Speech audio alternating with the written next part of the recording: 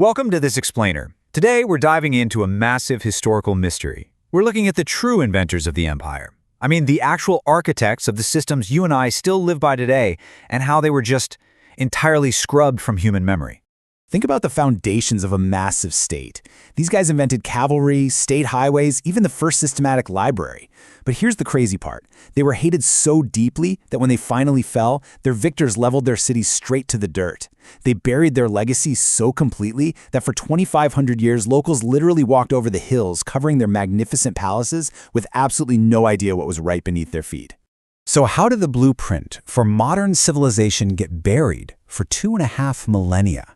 Well, we're going to figure out exactly how 3 small cities in northern Iraq built an unstoppable machine, a machine that everyone, from Nebuchadnezzar to Alexander the Great, would secretly copy.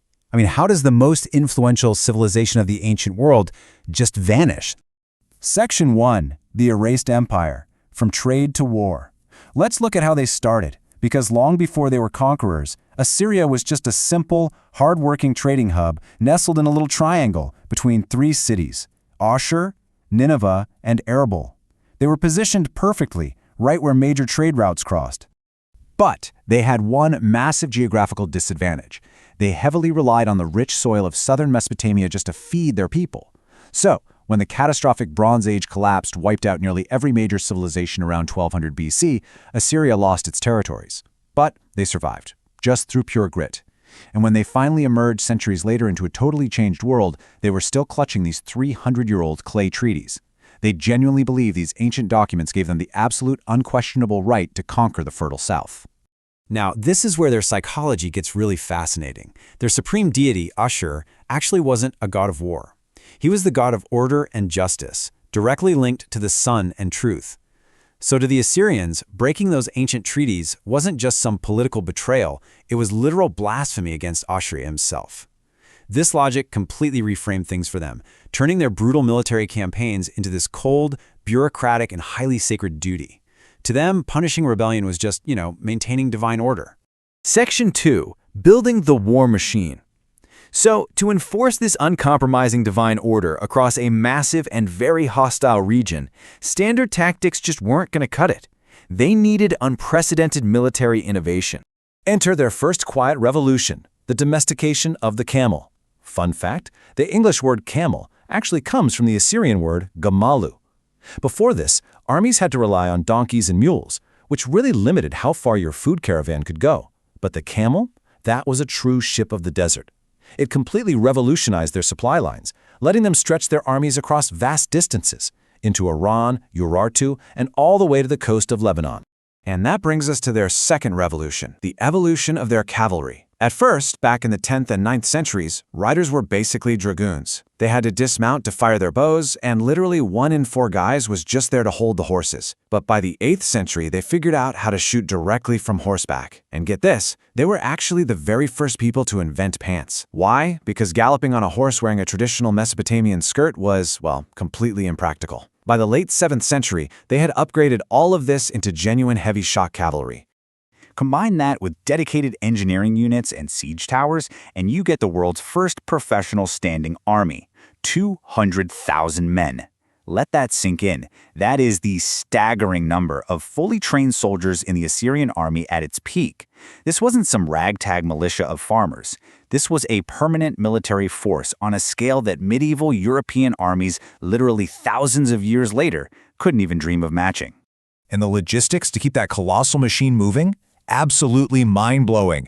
Just to feed those troops, a single border arsenal, and they had many of these across the empire, required about 170,000 pounds of barley and fodder every single day. Section 3, the first imperial blueprint. But here's the thing, the crucial point isn't just how effectively they fought, it's what they actually did with the territory once they conquered it. Under King Tiglath-Pileser III, starting around 744 BC, Assyria evolved from just a conquering state into a fundamentally new system for managing space. They invented this brilliant, highly calculated, 3-tiered provincial system. It worked like this. If a city was loyal, they left the local government totally intact, just demanding tribute. If their loyalty was questionable, they'd install a puppet ruler from the local opposition. But if a city rebelled, They sent in a eunuch to act as an absolute crisis manager. And this was genius, because these eunuchs couldn't have children, meaning they could never start their own rival dynasties. Assyria even built specialized training centers for these guys, basically the first school of colonial governance in human history. But without a doubt, their most revolutionary and lasting innovation was how they handled deportations. Older empires would just brutally displace people, right? The Assyrians, though, they fundamentally changed statehood by using deportations to mix everyone together. They erased captured people's debt slavery, handed them tools, gave them a new name, and essentially turned conquered people into Assyrians. They flat out refused to divide the world into just conquerors and conquered. They forged one single new identity. This assimilation tactic, it laid the exact groundwork for the modern concept of the American melting pot. Section 4. The Scholar King. Now let's see how all this builds into the story of one of history's most fascinating and paradoxical figures, a guy who essentially saved human history all while ruling through pure terror. Meet King Ashurbanipal. He ruled from 668 to 631 BC, and he was really unlike his predecessors. He actually didn't care much for leading armies. Instead, he stayed back in Nineveh, incredibly proud of his ability to read obscure Sumerian and really difficult Akkadian texts. He built the first systematic library in history, gathering about 30,000 clay tablets. But here's the paradox. This same intellectual, book-loving scholar was notoriously ruthless. He literally kept captive kings chained in dog cages at the gates of Nineveh and forced them to grind their own ancestors' bones in mortars.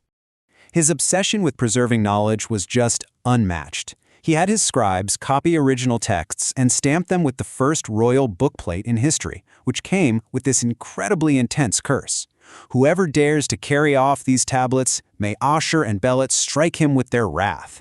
And you know what? Ironically, that terrifying curse, combined with the durability of baked clay, is exactly what helped save 4,000 years of human knowledge. That includes the Epic of Gilgamesh, which is a full 1,000 years older than Homer's Iliad. Honestly, without him, ancient history would just be a black hole. Section 5. Fall and Rediscovery. Ultimately, the extreme cruelty baked into the foundation of their empire was their downfall. The cold, bureaucratic punishments, stuff like flaying skin to drape over city gates or piercing nostrils, it generated this quiet, simmering hatred across the ancient world that eventually just boiled over. Shortly after Ashurbanipal died in 631 BC, the Assyrian chronicles just abruptly end. Within a few decades, an alliance of rebellious Babylonians and Medes laid a brutal 3-month siege to Nineveh in 612 BC. And when the city fell, they didn't just conquer it, they completely erased Assyria from the map. They methodically destroyed the temples, looted the royal tombs, and completely leveled the cities. 3 centuries of Assyrian fear was finally met with 3 decades of absolute, unyielding vengeance. But here is the ultimate dramatic irony of this whole story. The very empires that destroyed Assyria immediately stole their exact blueprint to rule. Nebuchadnezzar II used their provincial systems and deportation strategies to build a dazzling Babylon. Cyrus of Persia adapted their provinces into satraps. Even Alexander the Great copied their exact formula for blending nations. The machine kept running beautifully. It was just sitting in someone else's hand. So, for 2.5 millennia, the grand Assyrian legacy was quite literally just dirt hills. That is, until 1839, when a young English lawyer named Henry Layard, who was super enchanted by tales of the East, stuck a shovel in the ground near Mosul. Within 24 hours, he uncovered the walls of 2 royal palaces. He found these colossal winged bull sculptures and, incredibly, Ashurbanipal's 30,000 tablet library. It completely overturned everything we thought we knew about the ancient world. Yet, the deep hatred for this ancient empire surprisingly echoed all the way into the 21st century. In 2015, ISIS fighters rigged the excavated ancient city of Nimrud with explosives and literally blew it up. What the Medes and Babylonians couldn't fully destroy centuries ago, men in suicide vests attempted to finish today, trying once again to erase Assyria from history. But they failed. Because those 30,000 baked clay tablets, which are now safely sitting in the British Museum, prove one enduring truth. While cities can be turned to rubble and empires can fall, revolutionary ideas simply cannot be killed. I'll leave you with this final, provocative thought to ponder today. If this forgotten, seemingly brutal empire built the framework for almost everything we know, from state highways to the very concept of a melting pot, What other erased histories are secretly writing the rules of our world today? Thank you so much for joining me on this explainer, and I really hope this changes how you look at the origins of our modern world.